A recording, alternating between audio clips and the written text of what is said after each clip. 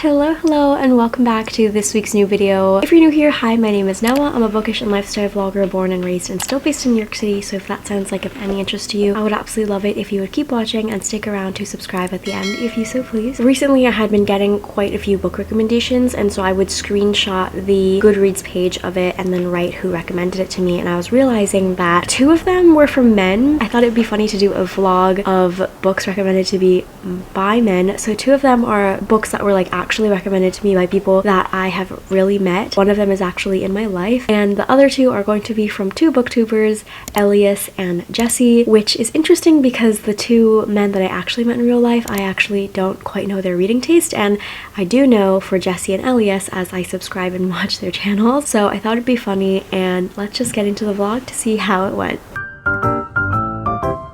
This is the first clip that I'm filming. I did like a naked wash and no heat on my bangs, so she's looking weird. I'm currently reading The Idiot by Elif Batuman. I'm not sure if my getting out of my reading slump vlog is coming out first. It probably, hopefully is, but she's contributing to the reading slump. But I'm determined to finish this because this is the first book that I'm reading for this video, and I really would like to finish it, especially because the man who recommended this book to me, we're gonna call him E. I know this man. This man knows I'm reading this book. This man really wants me to enjoy this book. So here we are. It's also due at the library in like 2 days, and the hold list for this was quite long. I don't think I'm gonna finish it, so sorry to the next person. The only thing that's like getting me to actually read this book is because I like to read on my commute. I love reading on the subway. It's one of my like favorite ways to read. I get in really great naps that way. Also, I'm now 162 pages in, and it definitely seems like way too far past for me to DNF, although I'm only like 37% of the way through, I think it is. I typically would have DNF'd this already before I reached the 100-page mark or at the 100-page mark, but like I said, I do know this man and I do want to give it a shot. It's not going great. I don't really know how to describe the plot of this book. I don't really think that there is a plot in my mind. It's very lit fic. So this is 1995. Celine is the daughter of Turkish immigrants. She is a college freshman at Harvard University. She is exploring. It's kind of fun being back in the world of like a college freshman and seeing what classes you like taking, what classes are exciting, and just like the world is your oyster. There's so many different options for you to take right now, so many different interests. There's maybe a boy that you like that you're emailing back and forth. Email is like all the new rage, but this guy is like weird. He's an older mathematics student named Ivan or Ivan, and he's not great, sending really mixed signals. I don't know how, if like they're into each other or if Ivan is into her. Celine definitely seems to like him, but she's like confused about their interactions because he low-key like kind of acts like she doesn't exist, and then the emails are so weird. There's like these weird little excerpts of this book that she's reading in her Russian class, and it's just about like her life right now. I'm not really sure where this is supposed to go, but it says that when the school year ends, Ivan goes to Budapest and Celine heads to the Hungarian countryside. I think we're in the 2nd semester though, and we're nearing that point. Where that's gonna go in the Hungarian countryside and what that has to continue to do with Ivan, I don't know. The beginning of a journey further inside herself, a coming to grips with the ineffable and exhilarating confusion of first love, and with the growing consciousness that she is doomed to become a writer. But hopefully I can read this because reading slump, I'm 5 books behind on my goal. Not having fun. Yesterday I was able to read a bunch because I was able to read both ways on my commute to and from work, which I rarely do. I read almost 200 pages yesterday. What the heck? Of this book, y'all. This one. The one that is contributing to my fucking reading slump. I really think that I could finish it today. Thank heavens, because I'm so ready to be over with this book. Still no thoughts. Like, this book is so weird. There's literally 0 plot. Like, I don't even know how they wrote this blurb because, okay, yeah, she does do these things, but like, how does this contribute to anything? I don't understand how it's an exhilarating confusion of first love, because does she actually have real feelings for this person? Does she exist in this man's world? Because it doesn't seem like she does, and it doesn't seem like there's any kind of mixed signals. I don't think he's sending any kind of signals about liking her in any way. I actually have less to read than I thought. I finished it. It was like 30 pages. It just looked like more because there's the acknowledgements and then there's the preview for either or her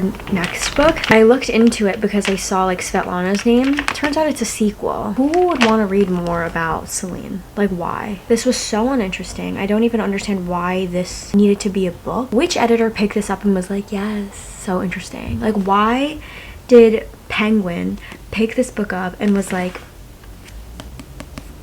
make this into a reality, publish this shit, people are gonna love it? And why do people love it? I saw RF Kwong rated it 5 stars. Bitch, why? And I told Coda as soon as I finished it, I turned the page and I was like, oh, I finished it. Like, it didn't seem like an ending because this book has no motherfucking plot that I didn't know when it was gonna end. The person who recommended me this book, right, I'm calling them E, does he not like me? Like, what did I do to you? I need to ask, why does he like this book? I lent him my signed copy of Yellowface like months ago. He's a busy man, I understand that. The other day, I like kind of wanted to ask if he was reading it, but once I told him I was reading this, he was like, oh, I have Yellowface, it's on my desk, like, I haven't gone to it yet, because he's in a few book clubs and stuff, and he's like constantly working. I know what books he's read. We've connected over A Little Life before. I think that's the only one. Like, he was also talking to me about Night Sky Exit Wounds by Ocean Vuong and like the beauty of it. He recommended a podcast to me to like listen to in hand with reading it. I know that Ocean Vuong's writing is not really for me, so maybe that's like the type of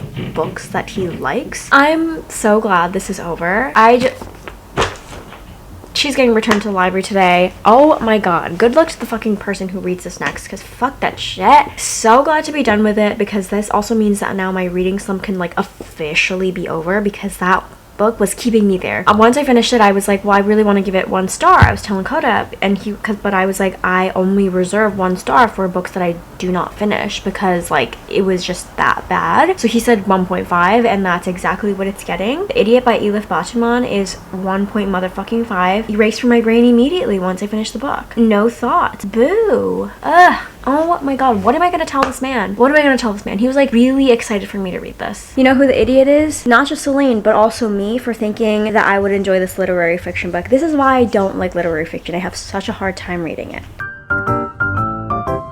Yesterday I started The Blind Assassin. This is the book that was recommended to me by a bartender that I met at a bar that my friend works at. I don't know this man. I could maybe point him out to you, but I don't remember his name. I want to say it starts with an L, like Liam, Ben. Let's say Liam. Let's say L. Okay? His name is Liam. I don't know his reading habits at all, is what I mean to say. I think I was reading The Deep by Nick Cutter, and he was like, oh, have you heard of this? And I was like, oh no, I've only read like Handmaid's Tale. I read that for English class. Apparently she has this book. It came out of storage. It was published in 2000. He was like, it's really good. You should check it out. And so I've read only 30 pages. I promptly fell asleep on the train reading this. This has like kind of 2 books in one. It says that it is a gothic suspense, romance, and science fiction all in one. It begins with a death, a possible murder or possible suicide of a young woman named Laura Chase in 1945, and decades later her sister, Laura's sister Iris, is recounting the memories of her childhood and the dramatic deaths within their family, and like the scandalous book that made her sister Laura famous. And it's about 2 illicit lovers who amuse each other by creating a story of a blind killer on a distant planet. And that book is called The Blind Assassin. And so you get this book,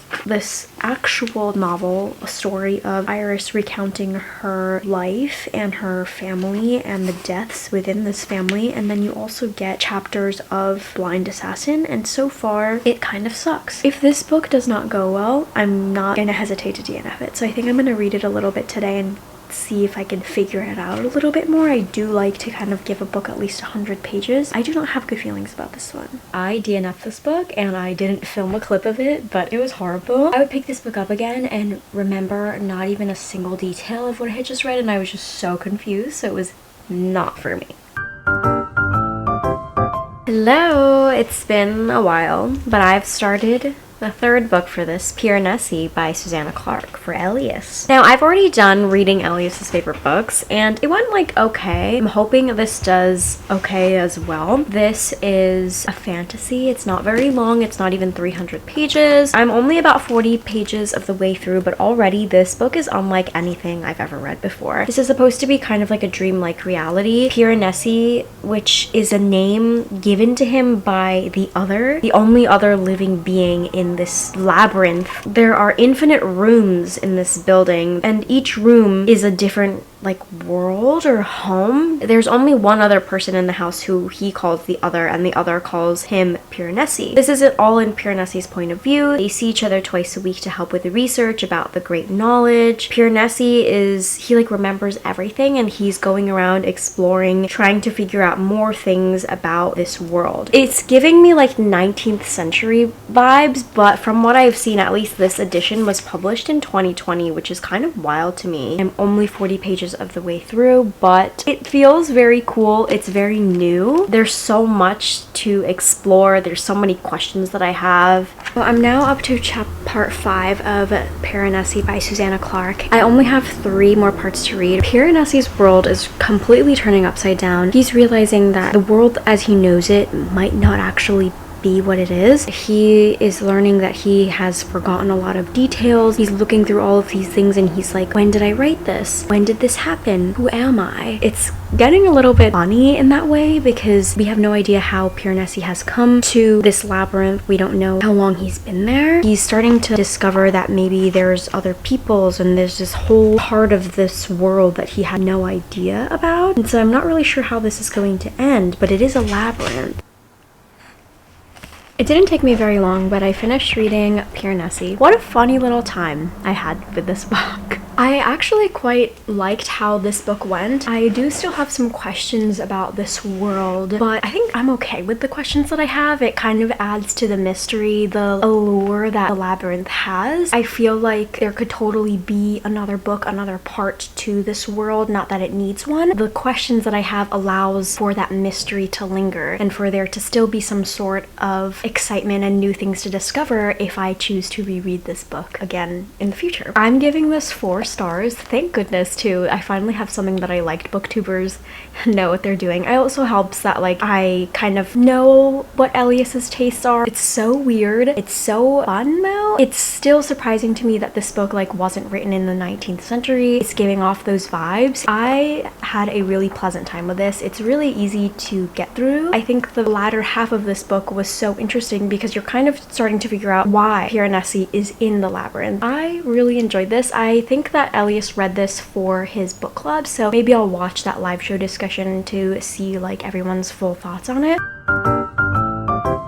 The time has come to start the last portion of this vlog in reading Jessie the Reader's book. I actually had a different book in mind for this, and I actually did borrow it. It was A History of Odd Places. I was reading the synopsis to like get ready to start it, and I was like, this looks so fucking familiar. So yeah, instead I have House of Hollow by Crystal Sutherland. This was mentioned in Jessie's 2023 favorites. I had seen this on BookTube before going around, but it never really was intriguing to me except for this cover. I think I ended up picking up like Wilder Girls instead. I'm not sure. I feel like it came out around the same time just because of the similarity, but this is a YA novel. I set a goal of like trying to finish House of Hollows within 3 days, and I actually read over the page amount that I wanted to today, and I feel really good about that. The pace is going really fast, especially with it being YA, and I'm very into the story. I have to say, I thought this was like an 18th, 19th century story, but it's not.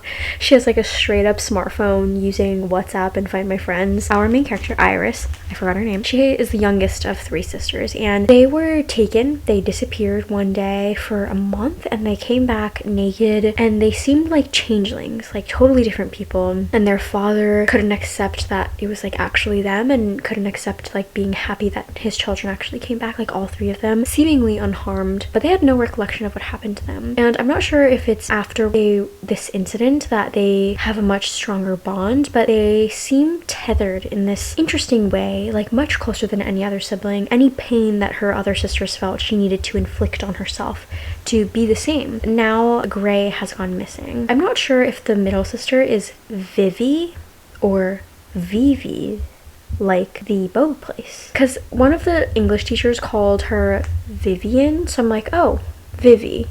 That makes sense. I'm gonna go with Vivi, which I've never really heard. I wish it was like Viv. But anyway, those two are now trying to figure out what happened to them. And it seems like the oldest sister, Gray, was kind of cluing into where they may have gone. It seems like smell is a very important part of this setting and part of them trying to remember their memories. I am not really sure how far specifically I am, but I'm definitely a little over a third of the way through. It's very good. I have no thoughts as to where she could have gone. I'm thinking maybe it's a little bit magical realism-y, but so far, very nice. This looked better in the mirror, I swear to God. But hi. I finished House of Hollow today. Right on schedule. I split it up into 3 parts and I finished it. I really liked this. I want to give it like 4.25 because Piranesi I gave 4, but I liked this more, which is why I'm like, okay, 4.25, but maybe Piranesi is gonna be 3.75. I want to be nice, so I think I'm gonna give this 4.25 stars. I really liked this and how it had like different genres. At first it's seemingly a mystery, but it's more magical realism, a little bit paranormal, and it has like this darker side to it. I just wanted to know more about that world, how they came to be, how it still works, and I think in that way it was kind of similar to Piranesi because there's a portal to this other world. You really have to look into how that's possible, and it reminded me of the Every Heart a Doorway series, the Sean Maguire series, in kind of like this darker, sinister way, and I